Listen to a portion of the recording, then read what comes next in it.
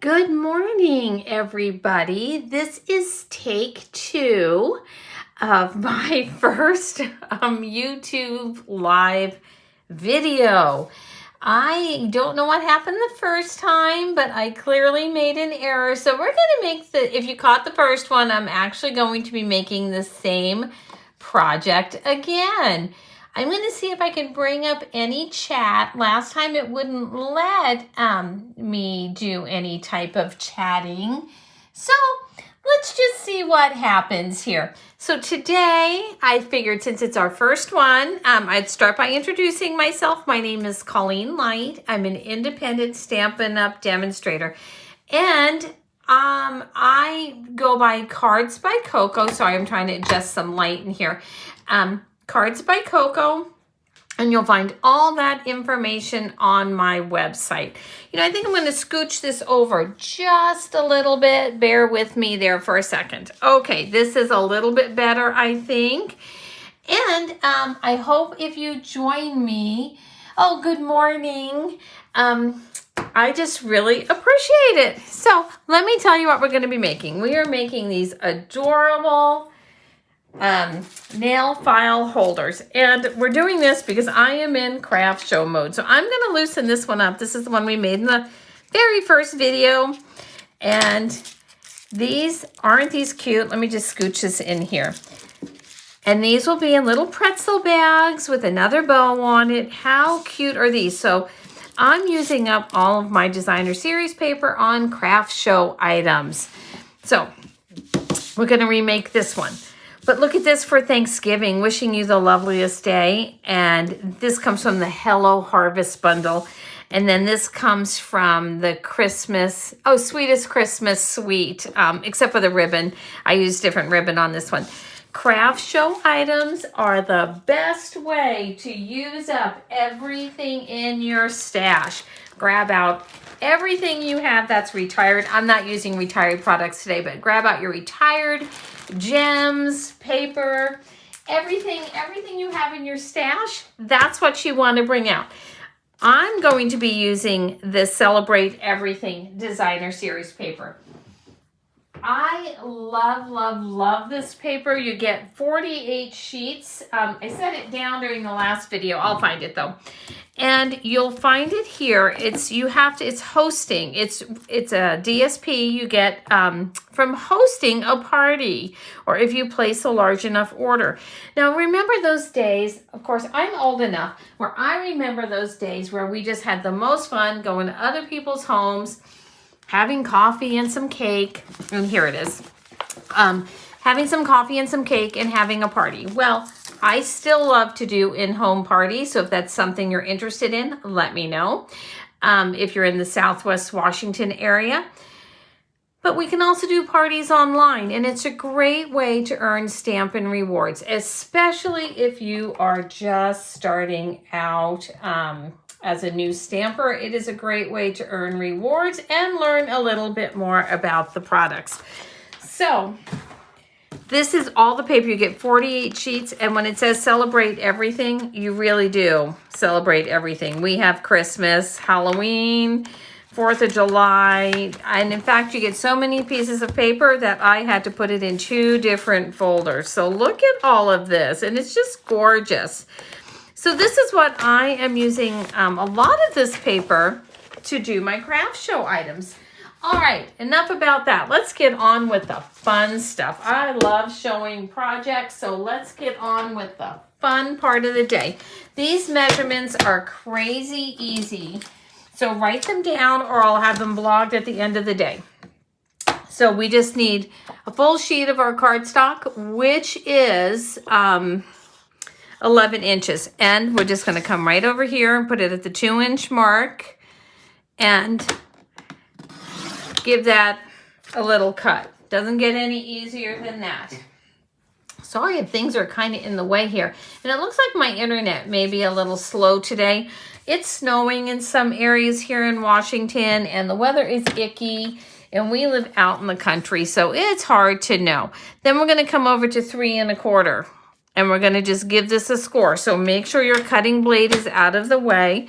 If you've watched my videos for any length of time, you know that there's a good chance that that cutting blade is going to be used instead of the scoring blade. Line up your edges.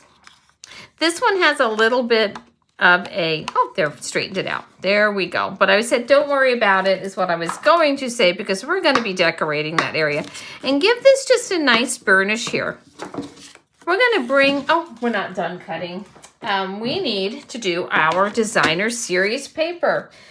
I love, love, love. I almost put this against Pool Party. So I'm using Poppy Parade here because I'm doing really sticking with the Christmas colors. But I almost went with Pool Party. So let me show you what it would look like up against the Pool Party. I was really debating between the two and what I wanted to do.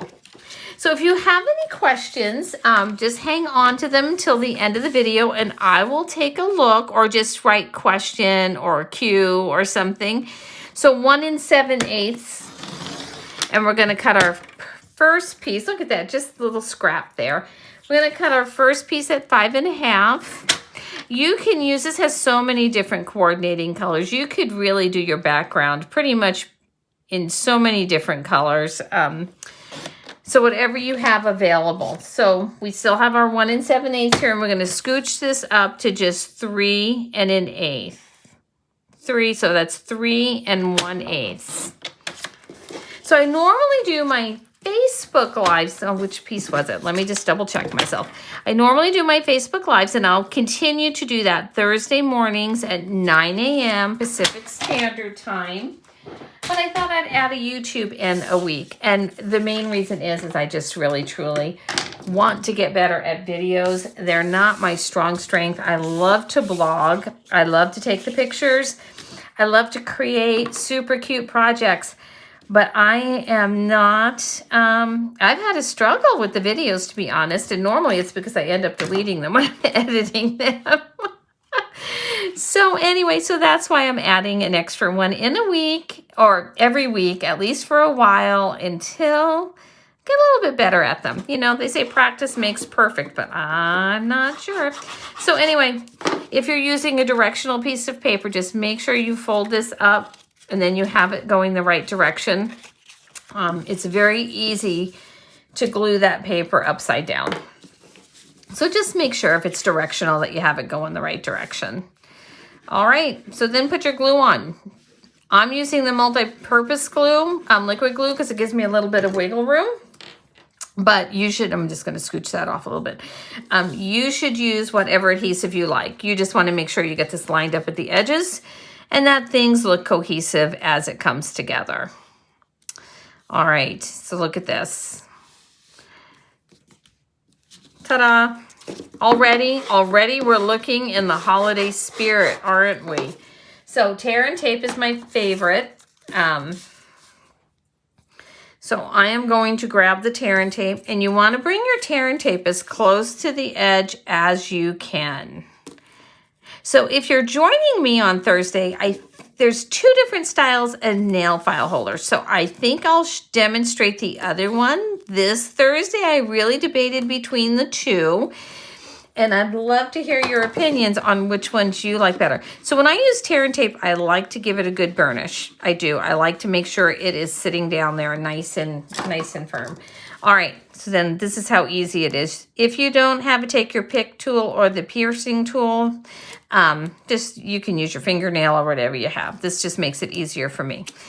All right, line up your edges. You want to make sure your edges are lined up and even before you give this, before you burnish this. All right, so I think we look good. Look at how easy that is, right? So I don't have my corner punch, and I keep forgetting to reorder it. We were in an accident a year ago, well, about a year and a half ago, and I keep forgetting to reorder the stuff I lost in the accident. So I just bought this at a big box store, and it just is I use the 1/2-inch side just to give it a rounded corner. You don't have to give it a rounded corner. That's what I wanted to do. All right, let's make our tag. The tag is super easy, super easy. So I just have a piece of your basic white here. I'm going to use the Sweet Candy Cane stamp set and grab my Christmas cheer. because it is a Christmas holiday bazaar is the one I am going to be selling my goodies at. So since I like everything matchy-matchy, I think everyone knows that who has followed me. So I'm going to, of course, use the Poppy Parade ink. And if you're new to Stampin' Up, this is how you open up your stamp pad. You kind of give it a push forward, open, slide in. So that is nice. What I love about our ink pads is that you can buy the re-inkers and you can keep the same stamp pad and keep re-inking it as needed. So I really appreciate that part of Stampin' Up. That and the color coordination. Sounds like I'm doing an ad for Stampin' Up and I am a demonstrator. But those are just some of my favorite things about the products. Anyway, I cracked myself up. Anyway, just go ahead and put that in the center. Give it a punch. Like I said, I'm making lots of projects. This is not going to be wasted. This will be a tag for me. I'm going to just set that off to the side and make sure that I save that because I will use that for another project. So I have a piece of Poppy Parade here. Again, sticking with my matchy-matchy theme. And I'm going to punch out. This is the double oval punch. And it is the one the punch I probably use the most. Locking mechanism, so they either stack into your storage unit or your punches can stack one on the other. On the outside, it shows exactly what your punch is, so you don't have to pull them out. So it's pretty good. So locking mechanism makes it lay flat. Well, as flat as it's gonna. All right, so let me go ahead and glue this together here. I'm just going to use a little bit. We don't need to use a lot.